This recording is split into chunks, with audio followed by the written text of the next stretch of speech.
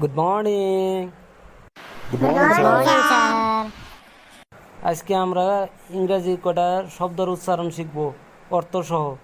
তোমরা আমার সঙ্গে সঙ্গে বলবা, হ্যাঁ? Okay sir. টি এ কে ই, টাকে। টাকে মানে নেওয়া। টাকে মানে নেওয়া। বলো সি এ আর ই, সারে। সারে মানে যত্ন নেওয়া। CARE সারে। সারে মানে যত্ন নেওয়া। যত্ন নেওয়া।